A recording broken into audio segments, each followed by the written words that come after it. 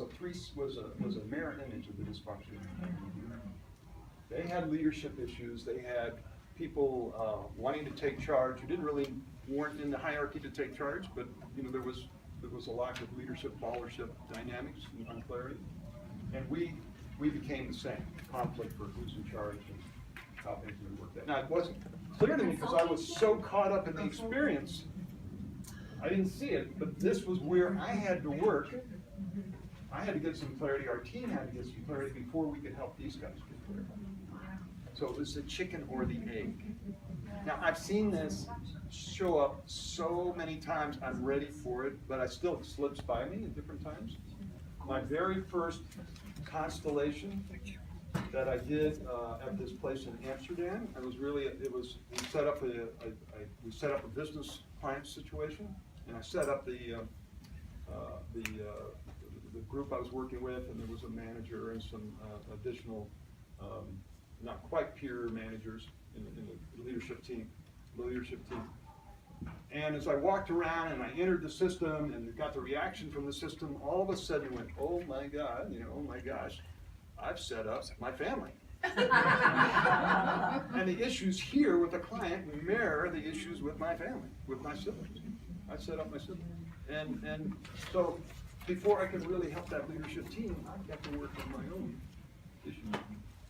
So here, it starts like here, it goes here, but there is this. And if you try to go here towards solution, you will miss the boat unless you come over here and look at what's going on. I'll give you another example. So this was some work for an interesting experience where I went to work with a ministry in an African nation.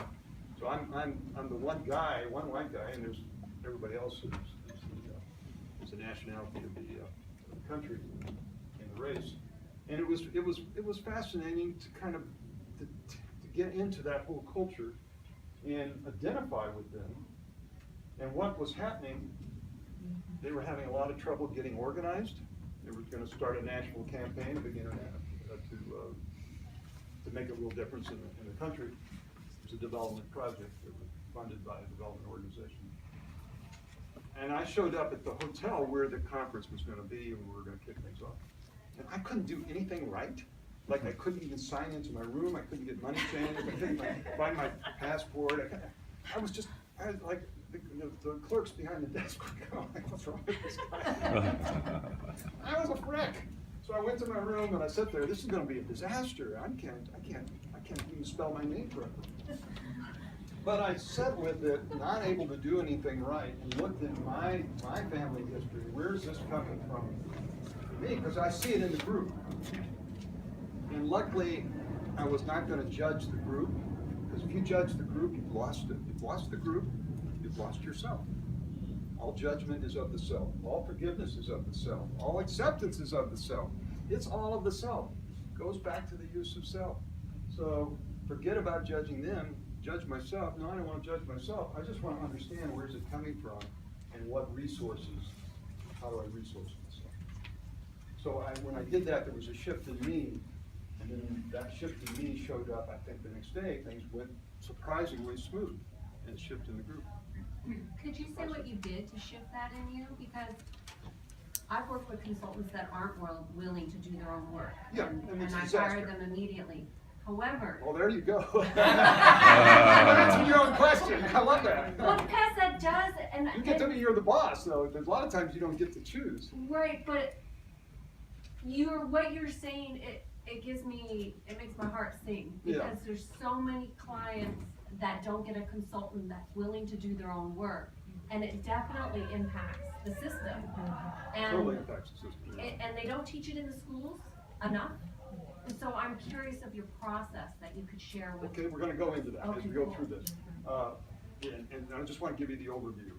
But coming to that story, I just sat and reflected on my grandfather, one of my grandfathers, who moved a lot.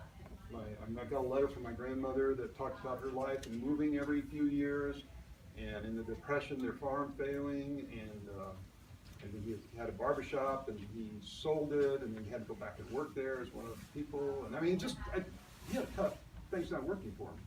And where was that in me? What identification with that in me? So and then how do I honor my grandfather, his fate, and how do I leave his fate with him? I don't need to be like my granddad, I mean, out of loyalty. So there was just an internal process you've seen here. I honor your fate, you know, I live please bless me as I live my own life. And out of loyalty, you know, I took it on in love, but I give it back in love, being like you. So I found, and then asked, you know, felt my father, grandfather's, grandmother's mother behind me, and felt that inner, you know, strengthened myself. So it took about 15 minutes to kind of go through that. And then I felt calmer and more connected and grounded. So it's something, you know, something that we see, we do for our clients, you can do for yourself.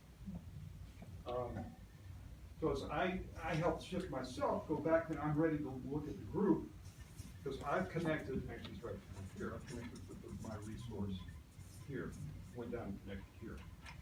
And so I can take that back and help the group.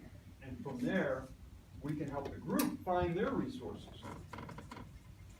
Right? We're just more present and accepting and non-judgmental and observing from a place of compassion, because this is within me too.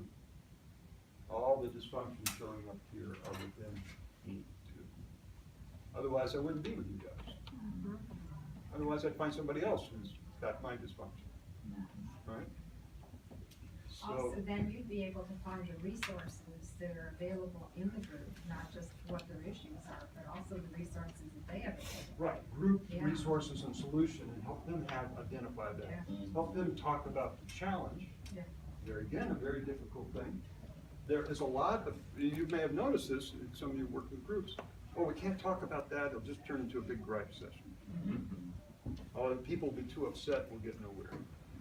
That is exactly what you need to talk about. Whenever there's fear about talking about it, we can't put that on the table, topic on the table, racism, whatever it is, it's too sensitive, the room will blow up. No, it'll blow up because, going back, here's where you are armed with superior knowledge, and why they're going to pay you the big bucks. It's been pushed down here, right? And it goes back to whatever, you know, all the stuff previous, but say the issues, let's just pick a big one, racism. I mean, that's huge, right? That's, in the US, it's like throwing TNT into a fire, or you know, throwing this big. Whatever the issue is, if we don't talk about it and acknowledge it, we're pushing it back into the unseen, into the unconscious. All the acting out going on at the group level is driven from this part wanting to be seen. Just wanting to be seen. So something magical happens when we allow this to come out, be named, seen, and acknowledged and included. That is an intervention. That's a huge intervention, and you make it safe for the group. But you can't do that if you cannot see, acknowledge, and include that in your own racism in yourself. See the point? Yeah. Yeah, so it was a gift from the field, right? And Whatever, I mean, yeah. it seems like that what I'm gathering from this is that you noticed, and not only noticed, but tended what was in your face. With me, what's going on What with was me? going on with you, and out of that came really a template for how to, or at least part of the template for how to work with this particular group. It is, yeah, it is noticing what's coming up in you, and they talked about, I think some of the facilitators, you notice what's coming up with you when the client is talking about what they're dealing with, how are you responding, and that's another important data point. You're trusting the wisdom of your body to give you that information. You know, sometimes these things they come up fairly fast. Totally fast and unexpected and a surprise, and they blow up and what do you do when that happens, when things blow up? What's your process? I'm going to ask the group, what do you do when things come up fast, unexpected, and boom. Like the- Hold the space. You ground yourself Yeah. first. ground yourself. Huh? Find your resources. Find your resource. What else do you do? Breathe. Breathe. Don't Oh, cry. right. Huh? Don't cry. Oh, I can cry. It might be good to cry. View it as a constellation. Use the constellation. Prophylactic, prepare and ground before. Very ground before. Okay. All If good. you have enough experience, it's likely something's gonna come up. But sometimes they hit you and then you become grounded on the spot. Get grounded. Okay. Let go, no. Let go of knowing? Okay, oh, good. So, I had a situation where, I was, training facilitators, and this is years ago, and the person's really a good friend now. But, she had taken, coaching was just coming online, and she had taken a coaching course, so a little knowledge is a dangerous thing. Yeah. And I talked, we did an exercise, and I talked about how it's a good exercise for coaching. And she got really upset because it sounded like I was saying, you're telling people what to do, and her coaching school, you don't tell people what to do, you just ask questions. So we got into this, and I was like, okay, let me demonstrate active listening. And this will help move it, because when you can actively listen, it can help move things. You know, so what you're saying is, yada, yada, yada. And no, she got angrier and angrier as I tried to actively listen. So the group was quickly polarizing. People like, yeah, she's right, and or other people, yeah, she's an idiot. What the hell is she, talking about? And the whole thing was going south, and I was getting more frustrated because I was getting nowhere. So what would you recommend I do in that moment? Because I'm losing it. She's lost it. I'm losing it or lost it. The group's losing it. What do you do? Confess that you've lost it. Best, okay, good thing. Get curious. Get curious. Name it, just name actually. Name it. We're losing it. Okay. Just ask what is needed. Ask what's needed. Okay, I was totally unresourceful at that moment to do all those great things. But I did have one thing in my back pocket that was going to save me, and I pulled it out and boom, threw it down. And guess what that was? A gun. Let's take a break. Take a break. When you're in the limbic system, and you're in the survival, fight, flight, or freeze mode. I think it was total freeze and fight or something. You can't think. Your frontal lobes are shut down. You're hijacked by the amygdala. All those things we teach in stress management. So take a break, get some water, breathe, do all those things. Go talk to the person, and then things are fine. Recover. Do something to recover. Because under that pressure, under the gun, it's real hard to remember all these great things you said. So, here's the model. Any questions? Now, I scribbled the hell out of it, but let me write it down cleanly.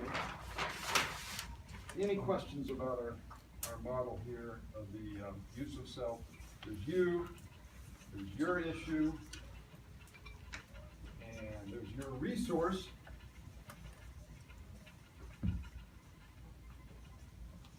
And then there's the client, or the group, let's say the group. And then there's the group issue. And there's the group resource.